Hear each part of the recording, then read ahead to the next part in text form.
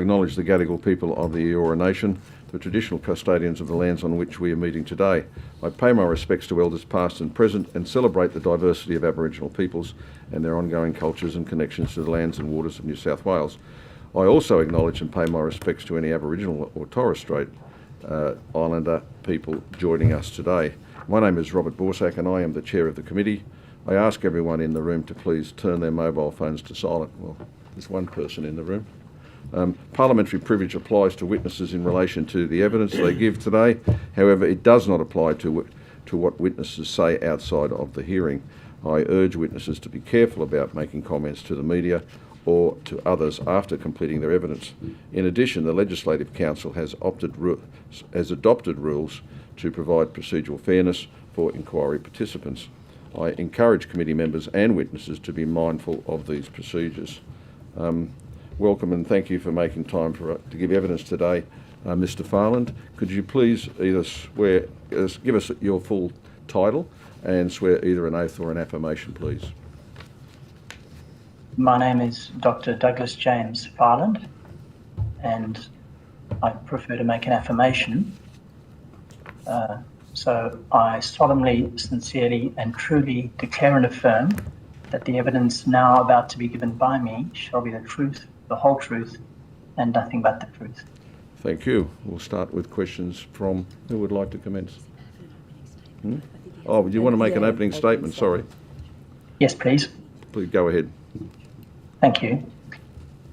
I appeared as the solicitor for the child who appeared in the sentencing proceedings before Her Honour Judge Wass in the District Court in Taree on the 11th of October 2025. I've offered to give evidence to set the record straight upon two matters arising from evidence already provided to the inquiry. One, whether the lawyers had the opportunity to seek instructions about performing a welcome to country. Prior to sentencing, Her Honour invited the Crown and I into her chambers and raised with us that she would like to ask to perform a welcome to country. Her Honour asked whether either of us had any issue with that proposal. Excuse me, could we? Could we ask him not to use the initials? Oh, yes. Yeah. Could you just not use the initials? Just say the young person, please. Certainly. Thank you. Yep. Sorry. Proceed. So Her Honour had asked us whether Her Honour had raised with us that she would like to ask the child to perform a welcome to country, and Her Honour asked whether either of us had any issue with that proposal. I indicated that I would need to seek instructions, but that I did not anticipate any issue. The Crown raised no issue with Her Honour's proposal, nor did the Crown indicate that the Crown would need to seek instructions, despite an obvious opportunity for the Crown to do so. It was in such circumstances that when the matter proceeded to sentence, I was able to and did confirm that the child was willing to perform the welcome to country. 2, whether the welcome to country was a part of the child's evidence on sentence. The child had already spent significant time in custody prior to sentencing, and as part of the submissions made on behalf of the child, it was contended that the child had conducted welcome to country ceremonies whilst in custody. It was further contended that participation in such ceremonies was integral to the process of the child's rehabilitation, which was progressing through the affirmation of the child's Aboriginal identity. Although the child was invited to perform a welcome to country in court in the future by the judge, that invitation was conditional upon the child not sitting in the dock at any such time. I was asked to explain this to the child, which I did. In my view, allowing the child to perform the welcome, A, engaged the child in the sentencing exercise in circumstances where there had been no prior evidence from the child on sentence, B, enabled the court to assess, to some extent, the sincerity of the child's assertion that his participation in that cultural ceremony was meaningful to him and integral to his rehabilitation. C, provided the child with some positive reinforcement of his rehabilitative efforts, and D, provide an opportunity for the court to incentivise future good behaviour by tying the affirmation that he thereby received to his good behaviour. Thank you. Thank you. Questions? Susan? Thank you, Dr. Farland. My name is Susan Carter, and just a couple of quick questions. You were telling us that Judge Wass, you indicated that you would need to seek instructions. Were you given time to seek those instructions before the acknowledgement of country ceremony proceeded? Yes, I was. Thank you. And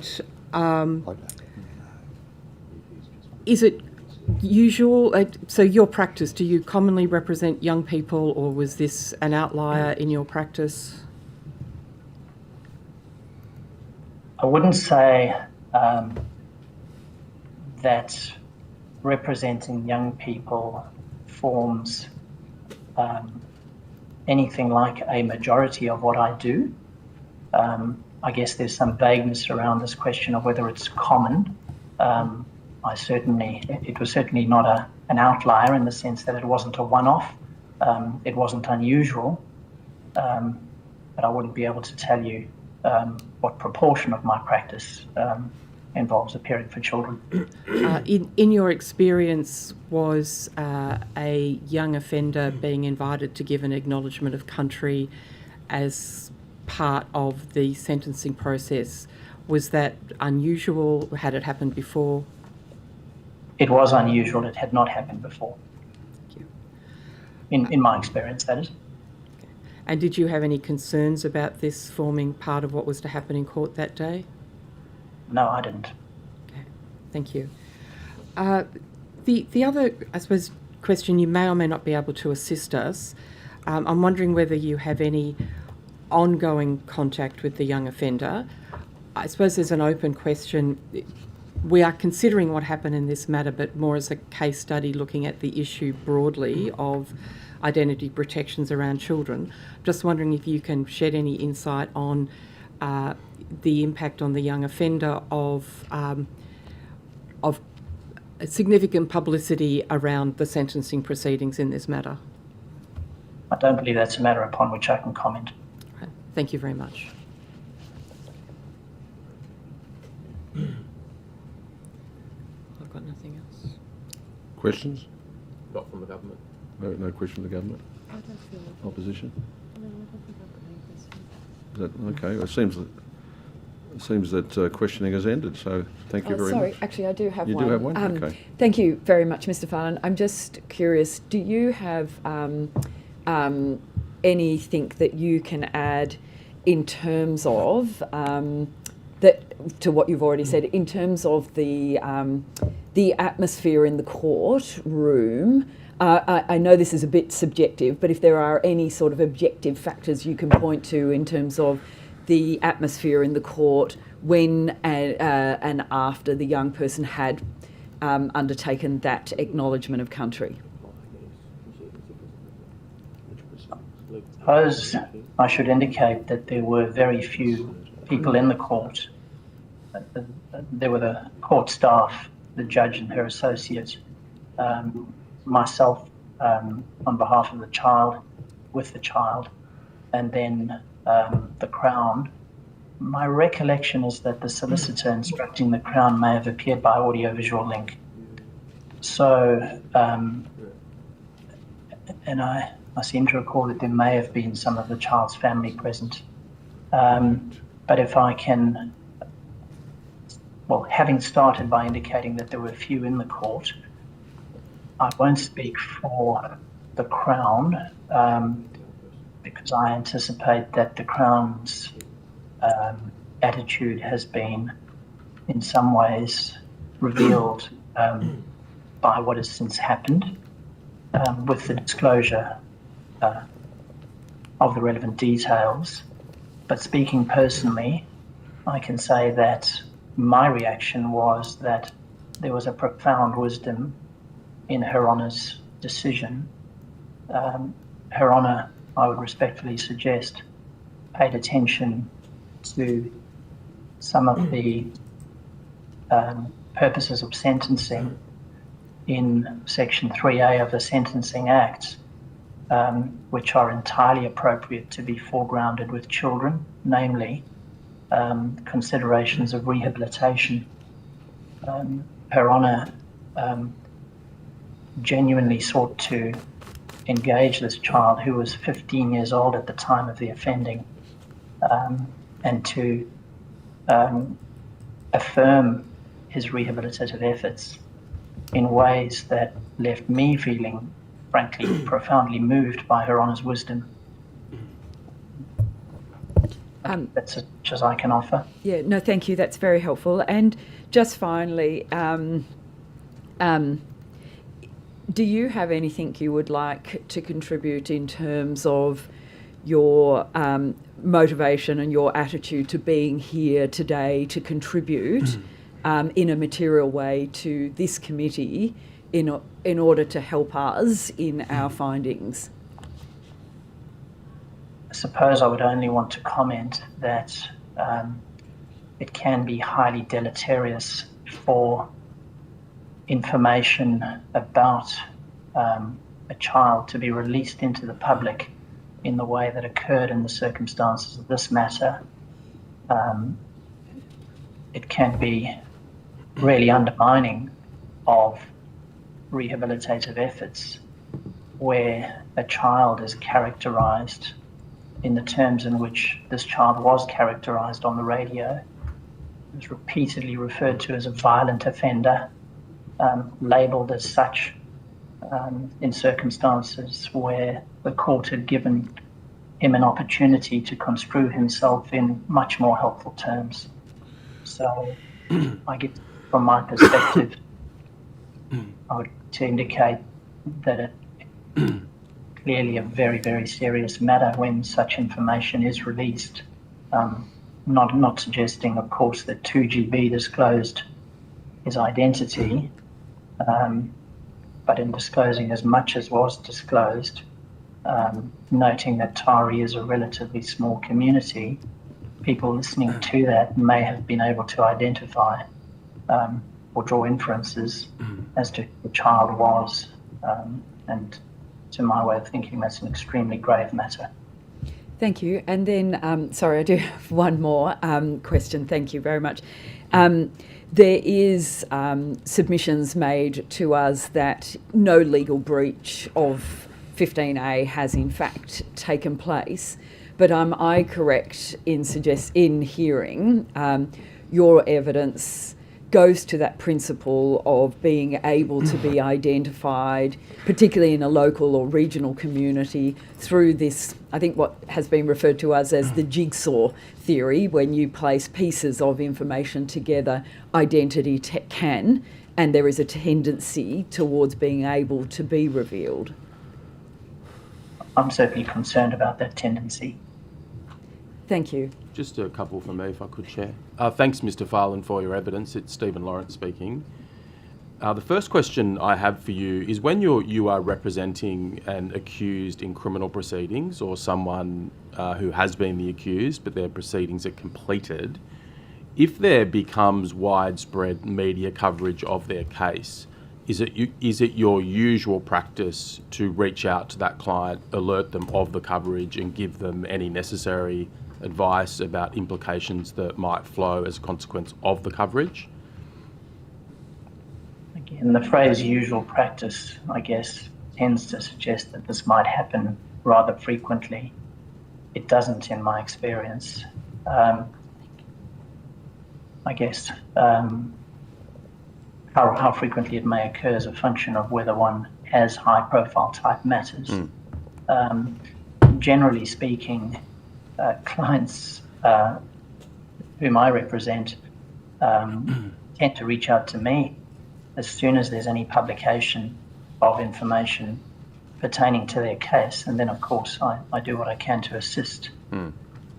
So do you agree that it will sometimes, if not often, when you are representing a person who is the subject of widespread media coverage, that it will be necessary as part of professional practice to reach out to that person and give them advice about the fact of the coverage and any steps Yes. that they may need to take as a consequence of it? Yes. Yep. The other question I've got for you is we've taken evidence in this inquiry that effectively the story was planted with 2GB by the Office of the DPP. Now, I'm sure you'd agree the DPP plays a very important and objective role in the criminal justice system. And I want to ask your opinion about how you think the planting of that story sits consistently with the role of the DPP in the criminal justice system.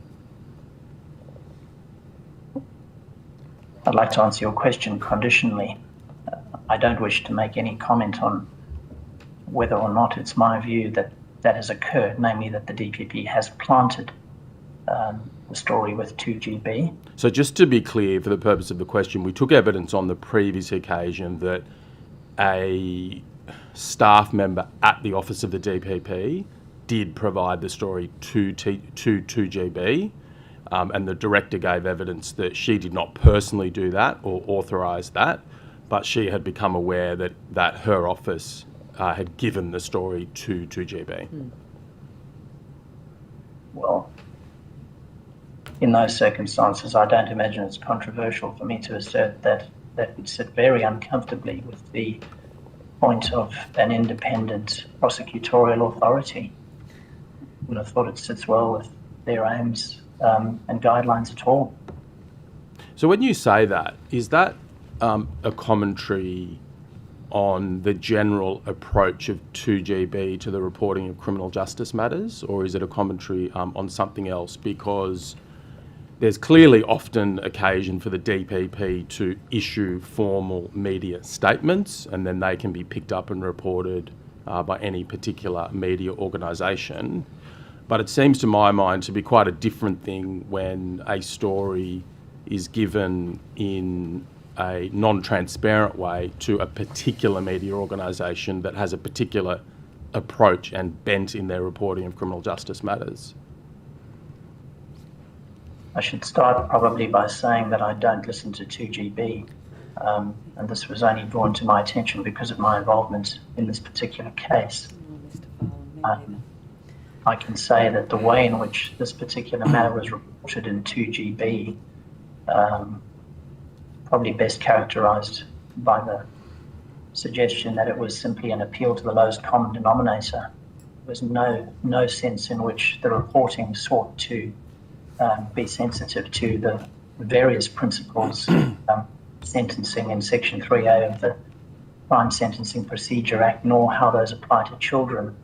I can also confirm that no attempt was made by anyone at the DPP to reach out to me as to whether anything might fruitfully be disclosed to any media, nor the terms upon which any such revelation may be made. Not that I'm suggesting that they're obliged to.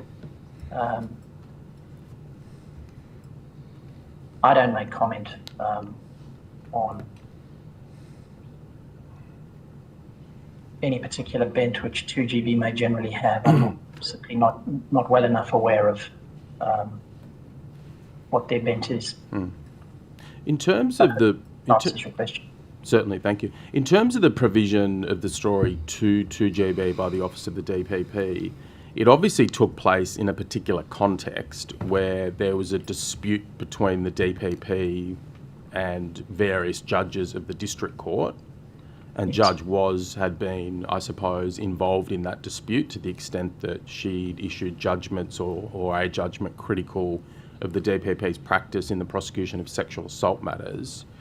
In terms of your professional experience and your knowledge of the way that the DPP operates, do you see a connection between the planting of the story and that dispute between the DPP and the judges of the district court?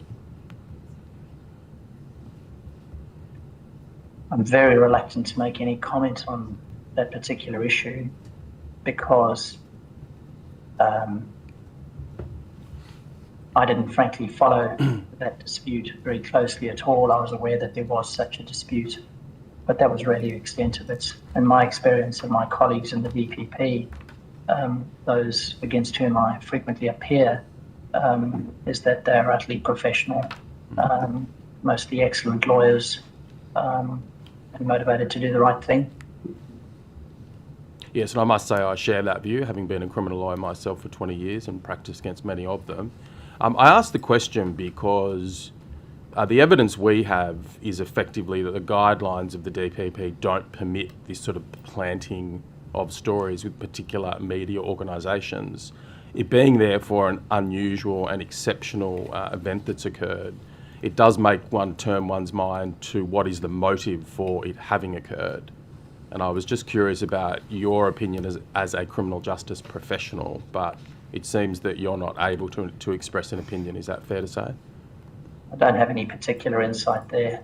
I'm able to follow your line of reasoning and to draw similar inferences on a sort of probable basis, but I don't see that that's particularly helpful to this committee. It's very helpful. Thank you, Mr. Farland. Any further questions? Just one further question, Mr. Farland. You indicated that you expressed the desire to be able to take instructions before you could communicate with Her Honour in relation to the acknowledgement of country. You gave evidence that time was made available for that. Did you form any view or any impression that if you had come back with contrary instructions that Her Honour would have proceeded regardless on the course that she had outlined? Not at all. Okay, thank you very I much. would say there's simply no basis for that supposition. Okay, thank you very much. Okay. That's all, yeah. There being no further questions, thank you very much for coming today. Thank you. Thank you. Okay, we have 3 minutes to run for Ms. Killeran. Is she coming?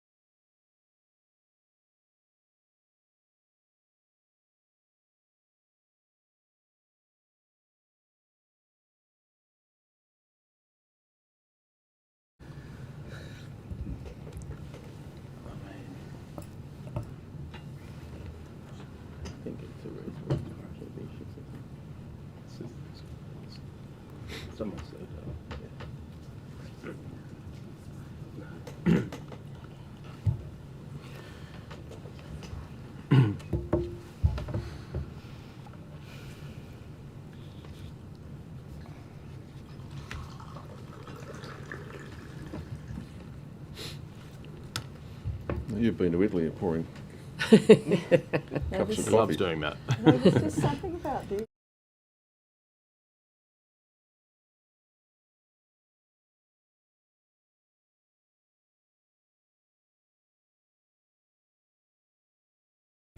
Thank you.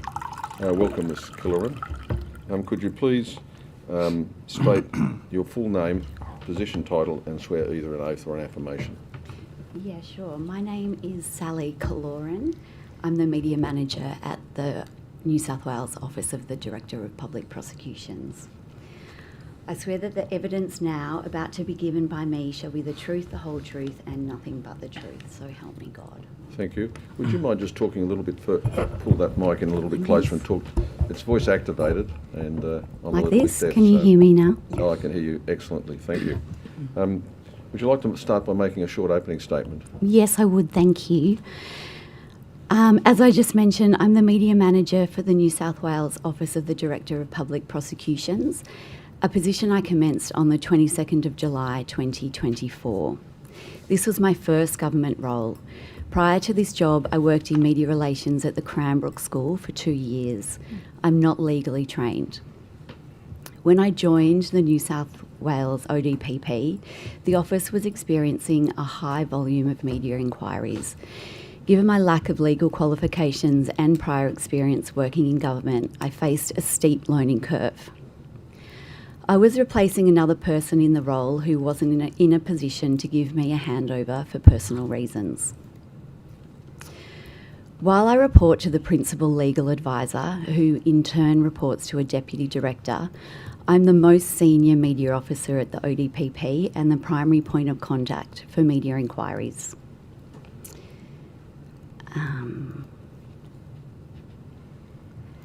I have many conversations with journalists every day, including when they approach me to confirm information for articles they are working on.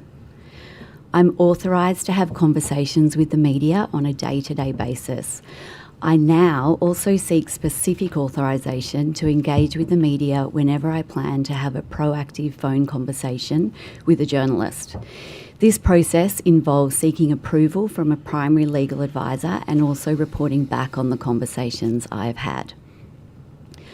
I'm aware the prosecution guidelines also deal with the officer's communications with the media. These guidelines are principally directed to the engagement of prosecutors with the media rather than the media team.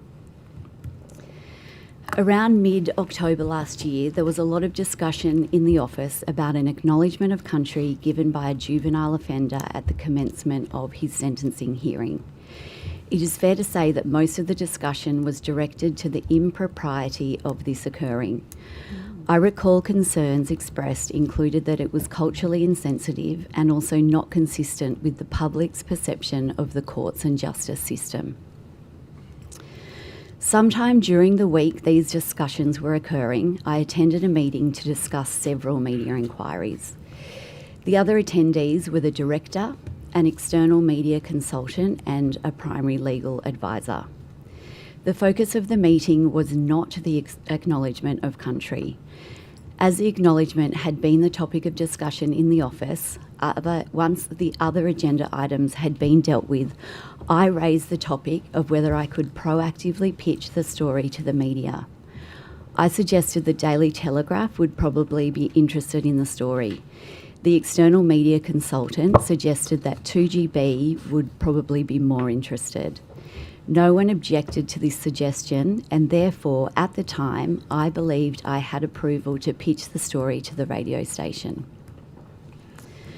Believing I was authorised to do so, I contacted 2GB. The station was interested in the story. As there was no transcript or audio of the meeting, or audio of the hearing, 2GB asked me if I could confirm the facts. I sent the radio station a screenshot of our matters system, which contained notes from the ODPP solicitor who was in court to confirm the story. The conversation with 2GB happened late in the day on my way home from the office, which is why I asked the media liaison and communications officer, who was still in the office, to take the screenshot of the solicitor's notes and to send it to me.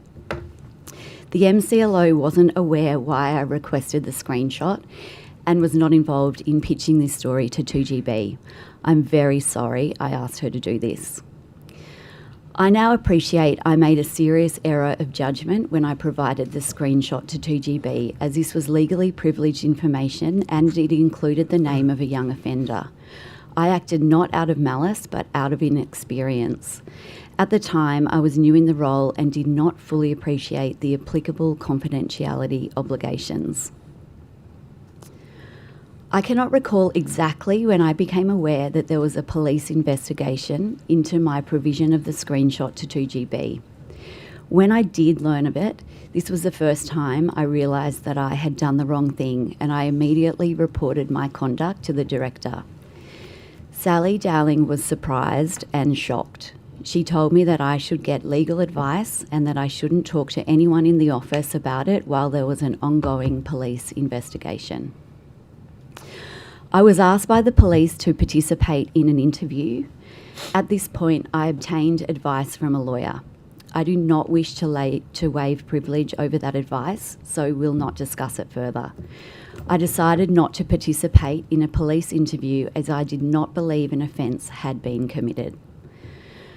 After the police investigation, there was a disciplinary investigation into my conduct. The disciplinary process was conducted by an external investigator over an extended period. I participated fully in that investigation. As a result of the internal disciplinary investigation, I was issued a formal caution and was counselled. I accepted that sanction, recognising that I had made a mistake. While the whole process has taken a significant personal toll on me, I have learnt from this experience and I am committed to upholding the standards expected of my position and the ODPP. I was surprised to read a file note from Nine Radio Managing Director Tom Malone to John Laxon in an article in the Australian newspaper on Friday the 5th of December. Tom is a friend of mine. When I received a letter from the ODPP about the disciplinary investigation, I asked Tom if he could help me find an employment lawyer who could give me some advice. I didn't know any employment lawyers. I do not now recall the exact details of my conversation with Tom. My recollection is that I told him that I believe pitching the story to 2GB was authorised, but not the sending of the screenshot. That was my understanding at the time of my conversation with Tom. I do not believe I would have said that I leaked information to the media on the instructions of Sally Dowling, because that is not true. I welcome the committee's questions and will do my best to assist the inquiry. Thank you. Questions? Thanks, Ms. Cloran, for your evidence. It's much appreciated. And can I thank you as well for turning up in public and for indicating to the committee that that is how you wish to do it. It's much appreciated. There's been discussion in the committee, in previous evidence before the committee, really on two issues. Mm-hmm. One is the provision of the screenshot, and the other one is the provision of the story itself. And I just want to be clear to you that I want to ask you questions about the provision of the story itself, not about the provision of the screenshot, because I must say that what you've said about both really, but about the screenshot strikes me as quite credible and plausible and honest. In terms of the provision of the story itself to 2GB, do I take it that it's your evidence that you left that meeting with the external media advisor and the DPP feeling that you had authority to do that? Nobody objected to me pitching the story in the meeting, and so therefore I thought that I had authority to have that conversation with 2GB. And in terms of the disciplinary or the internal inquiry that occurred in the DPP, was the focus of that the provision of the screenshot or the provision of the story? The focus itself? was the provision, well, it was everything that led up to providing the screenshot to 2GB. Yeah. And was it ever suggested to you in that internal inquiry or in what followed that you'd engaged in misconduct by pitching the story to 2GB?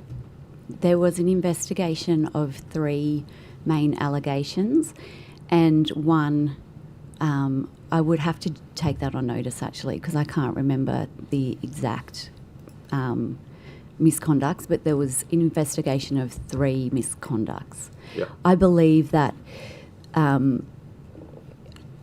as I said, I believed at the time that I was authorised to have that conversation. Yeah. Both, Sally has said on the record quite a few times that this was not a leak, I believe that I could have had that conversation as part of my job. Yeah. And was there ever a formal finding of misconduct against you for providing the story to 2GB rather than the screenshot? No. No, that's right. In terms of the prosecution guidelines, there's a focus in them about the confirmation of and the provision of information that is already on the public record. When you were engaged in this activity, you were very new in the position, and it's quite clear that your understanding of the guidelines has developed since. But do you accept now that it was inconsistent with the guidelines to pitch a particular story or to give a particular story to 2GB in those circumstances? Look, the benefit of hindsight means that I Sure. would never do this again. Yeah. At the time, I believe that I had sought approval and that it was a conversation that was in the public interest. Sure, but I take it that now, in light of all you know and what's occurred, that it's not your practice to proactively pitch particular stories to 2GB or any other media outlet. Is that right? That's right. Yeah. So if I was to proactively pitch any story now, it goes through a very strong written approval process. Yeah. We had some evidence from Miss Dowling herself in the last inquiry, which was a week or so ago, that she'd only become aware 2 days before that hearing that the Office of the DPP had been the source for the story. Now, you've said that you discussed in that meeting the pitching of the story, that you received no disapproval to that course of action, so you felt that you were authorised to provide the story. Just wondering how those two pieces of evidence sit together. It is interesting, but I've never actually spoken to Sally Dowling directly about this because sure. there was a police investigation and then there was a very severe internal disciplinary action against me. I haven't been able to. Then there's been a parliamentary inquiry. I would love to sit down with Sally and be able to speak to her about what happened, but I haven't been able to have the opportunity to do that. Yeah. Frank Veltro was the deputy director who looked after the media department at the time. He's the one that counselled me, and I had a very humbling experience by being counselled and cautioned from him. Yeah. Is the reason that you would love to sit down and talk with her is to gain some understanding about how these two apparently inconsistent things could both possibly be true? No, that's not what I said at all. She is somebody I look up to and admire, and I would love to have an opportunity just to talk about, why I did what I did. Yeah. But in terms of you sit in a meeting with Miss Dowling, you talk about pitching the story to... There were two other the people radio there. station? Yeah, there were two other And- people in the room. Sure, and Miss Dowling comes and gives evidence to us a week or so ago and says that she only became aware that it was pitched to 2GB 2 days before that. I'm struggling, I must say, to Well, understand... you're going to have to ask Sally Dowling. I know, I'm asking you, if you don't mind, I'm asking you, so I'll just complete the I question. can only if you don't speak mind. to my evidence and what I know. And I'm asking you to speak to your evidence. And what I'm asking you is, I don't understand how those two things can both be true. And what I'm asking of you, because you were in the room and we weren't, I'm asking you how it is that Miss Dowling could only have become aware 2 days before the last hearing that the story was pitched to 2GB when what you recall is that you discussed pitching it to 2GB in that meeting. I'm not So if going you can to go back to speak the for words Sally that you used, Dowling. maybe, and just explain it to us. I'm just not going to speak for Sally Dowling. I can talk to what I know. So what I know is we discussed many, many things in that meeting. It wasn't about this acknowledgement of country. It came up because everybody in the office was speaking about it, and I thought it was in the public interest to have that conversation. Now, I haven't said that Sally Dowling said, yes, that's a good idea. That is absolutely not my evidence. Sure, yeah. My evidence is that nobody said not to do it. Correct. Thanks, Jen. Thank you. Chair, questions? Thank you very much, Ms. Killoran. I know it must be incredibly difficult, and the circumstances around this have been difficult and tense, and thank you for being here. Can I just ask you to start with answering, when did you have any assistance in preparing your opening statement to come here today? I haven't spoken to anyone at the ODPP about this. I did write the statement myself, and I asked a lawyer if they could look at it for me. Thank you. When you said earlier in your evidence there was lots of discussion around the impropriety of a judge allowing a young First Nations person to do an acknowledgement of country, but as I understand it, in heading back to that period of time, it was still being referred to as a welcome to country. Could you just elaborate a little bit about what you mean by there was a lot of discussion about the rightness or wrongness of that happening in the court? My role is to talk to solicitors about what is happening in cases.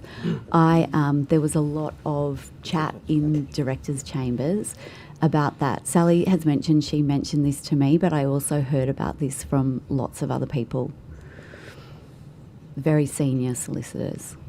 And just, so what was the time, like when you say there was a lot of discussion, what does that look like? Like we obviously we're not in the office, and that's not our role to be in the office, but we are charged with this kind of a responsibility of understanding how this did happen. Yeah. I'm accepting, and I think the committee's accepting your evidence that your role is to do the media outputs of the office, and that is generated by what's happening in the office and the understanding you're getting about what's happening in the justice system. Yeah.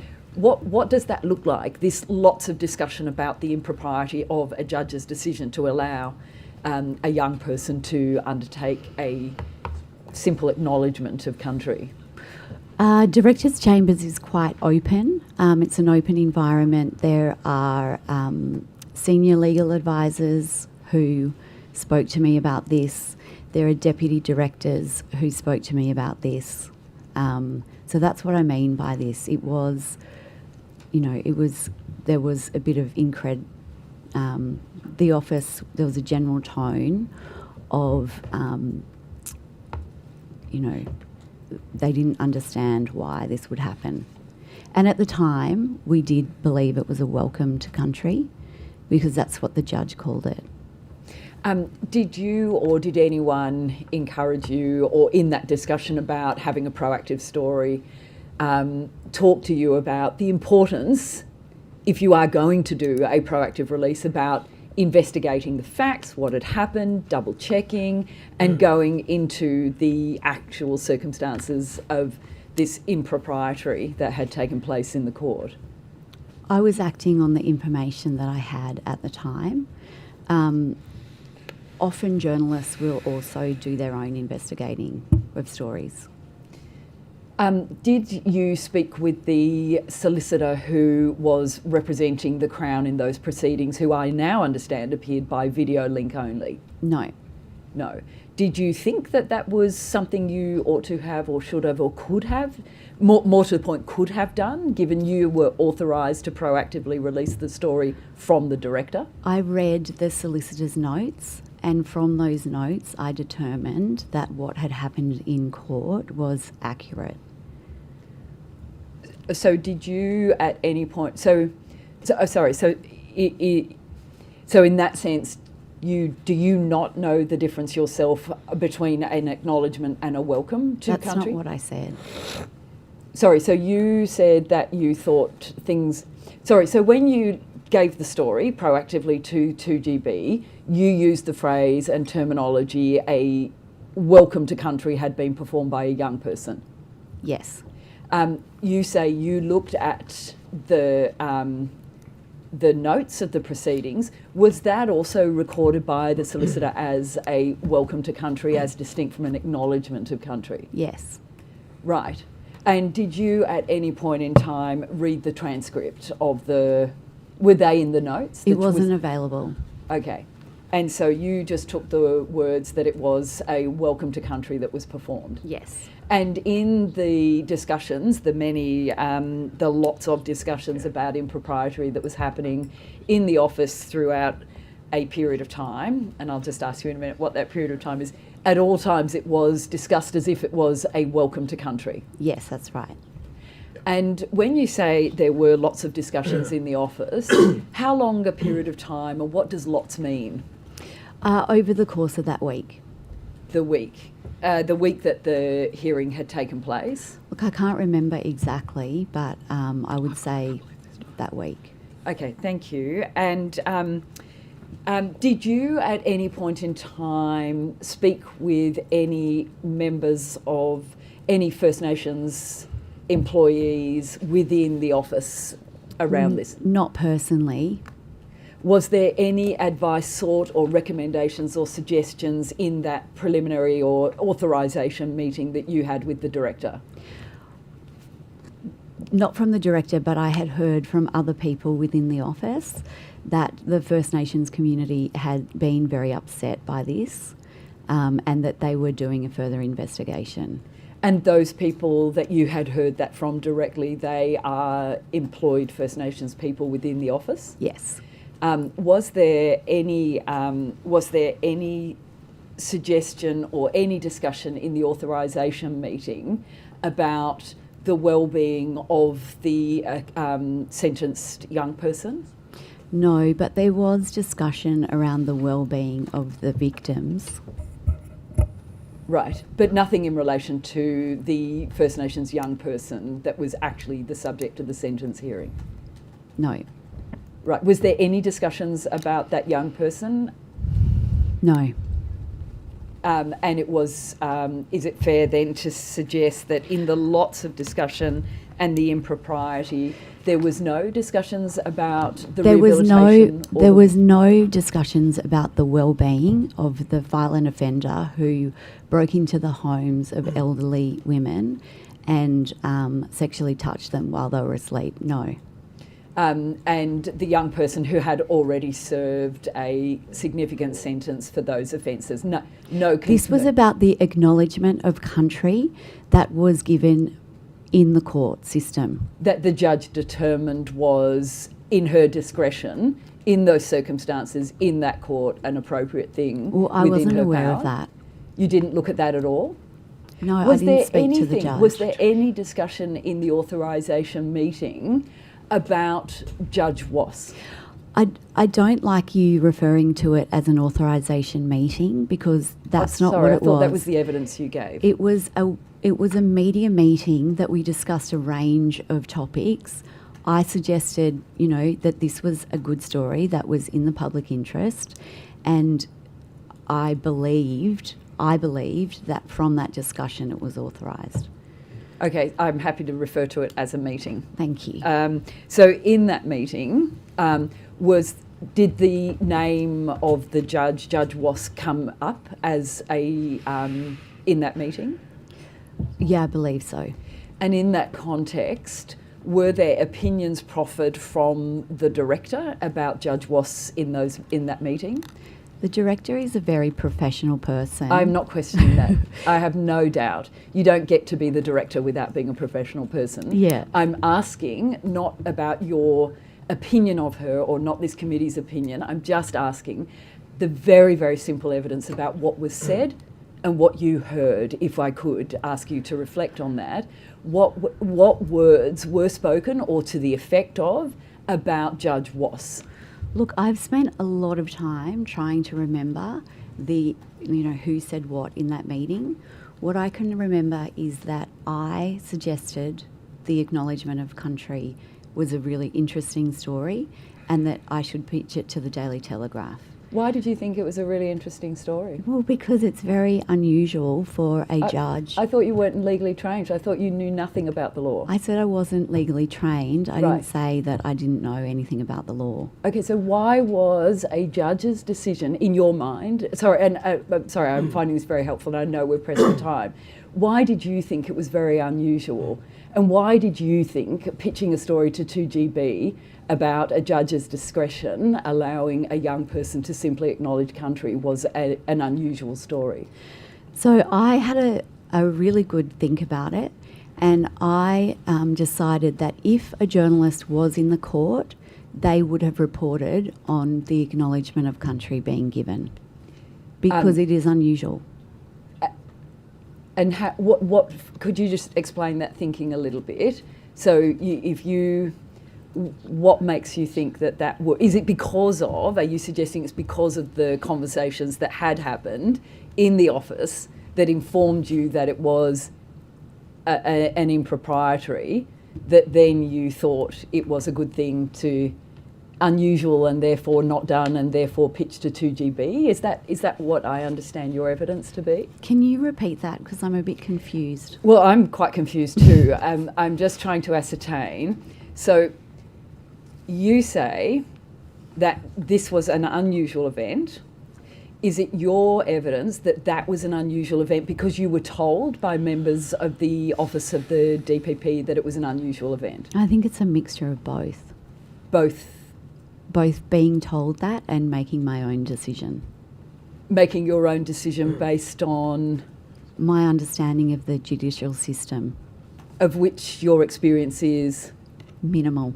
Right, I understand. And so then, pitching the story to 2GB, you spoke with your colleague in 2GB? Yeah. Yes. Which is Tom, I actually spoke to a producer. a producer, and pitched the story. This judge had allowed a accused, a defendant to do a welcome to country. Yes. Okay, sorry, we're very pressed for time. I'll hand over to you, Ms. Carr. Thank you, Ms. Kaloran, for being here. Just a couple of follow-up questions from my colleague. So you decided that you thought the story would be interesting to pitch to the Daily Telegraph. So what was the reason for the advice that it would be of more interest to 2GB rather than the Telegraph? I can't remember at the time. And why was it pitched to a particular outlet rather than just a general media release being made available to all media outlets? I have many conversations with journalists, and they're not all captured in a media statement. What I'm asking you is, as an independent authority, the ODPP, why is it that you made a decision to release that story proactively to a particular outlet, and you workshopped in that meeting which outlet, rather than generally to everybody in the media, if it was of general interest? So the way the media works is the media like exclusive articles. Okay. And so I didn't want to do a general release. And what were you hoping to achieve in terms of media strategy by giving an exclusive on this to either the Daily Telegraph or the 2GB? That the public would be informed. So the public would be informed about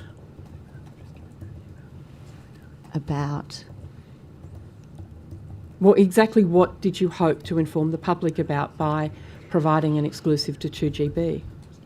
About the unusual activity of the acknowledgement of country being given. So the intention was to have it called out as unusual? Potentially. Okay. And I think you, in evidence, said that in the meeting at which this was raised as a proactive release, that issues with relation to Judge Wass had been discussed? At that meeting, I can't recall the other media items. I believe that was the evidence you just gave in answers to questions from my colleague Ms Higginson. So was it part of the strategy to have the actions of Judge Wass called out publicly as unusual? I wouldn't say that. So what exactly did you want the public informed about that was unusual? The acknowledgement of country. It wasn't about the judge, it was about the acknowledgement. And so did you provide the name of the judge when you provided the release to I believe the the media? name of the judge was on the screenshot. Okay. And you didn't, if it was simply about the acknowledgement of country, you didn't think about redacting any details? No, because I didn't know it was the wrong thing to do, as I've said. Okay. So why did you decline to answer questions of the police when they were investigating the matter? I'm going to refer back to my statement, No. my opening statement. Yes, I which- believe you gave evidence that you said you didn't think that an offence had been committed. Ms Carter, I'm going to extend by 5 minutes. We've got a very tight schedule today, Thank you, which Chair. means we'll start the other hearing 5 minutes later. Thank you, Chair. I can't go any further. Thank you. Yeah, I believe in your opening statement you said that you didn't believe that you had committed an offence. Is it your That's understanding that anybody who doesn't believe they have committed an offence has complete discretion whether to answer police questions or not?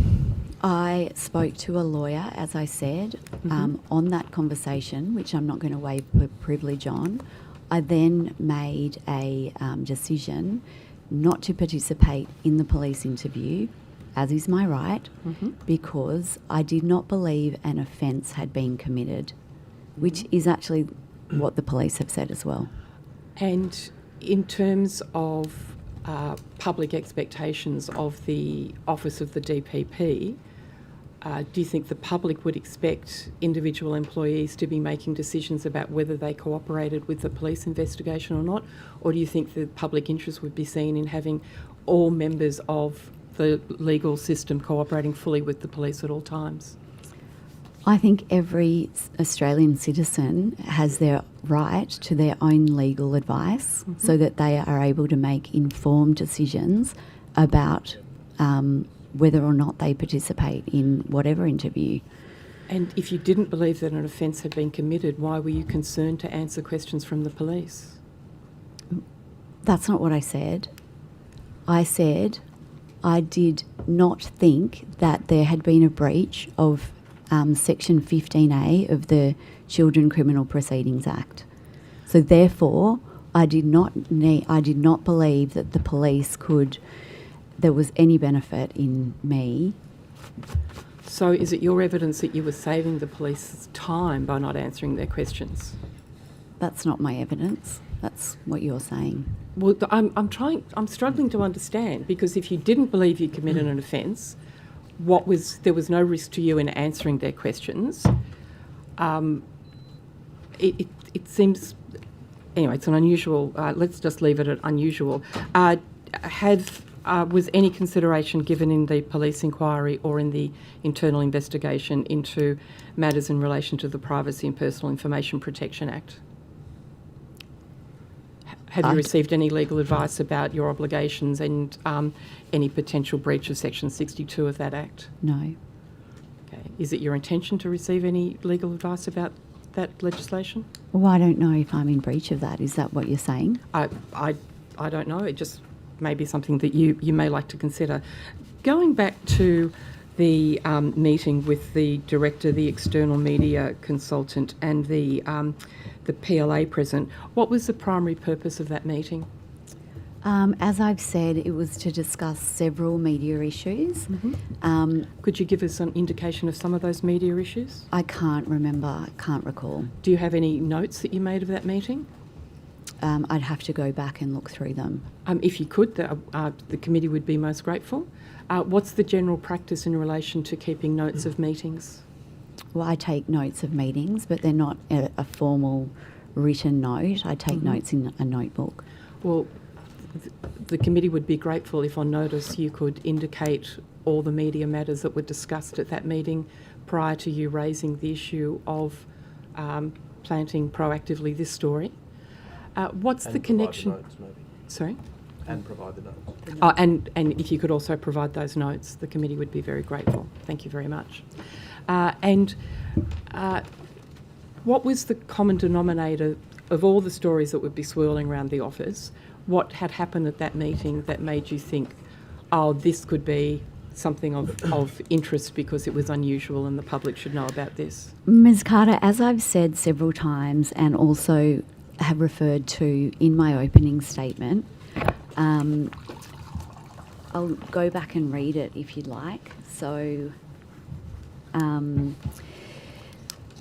sometime during the week these discussions were occurring, I attended a meeting to discuss several media inquiries. I can't recall all of the other media inquiries, but it might be helpful for you to know that every week I have a media meeting with PLAs and a deputy director, and we talk about the media inquiries And of how that often, week. how often does an external media advisor attend those meetings? So at the time, they were attending the meetings because there was a huge workload and there were untrained staff. And what was causing the huge workload? There was a lot of media inquiries. In relation to what? Order. Just one question, could I, Chair? No, we're going to have to break. Further questions can be put on notice. Thank you very much for coming, Ms. Killeran. What we'll do is, could you please take any questions you have on notice and answer them after the Secretary contacts you in relation to those items you took on notice. Sure. Thanks very much. We'll now break for 15 minutes. Thank you.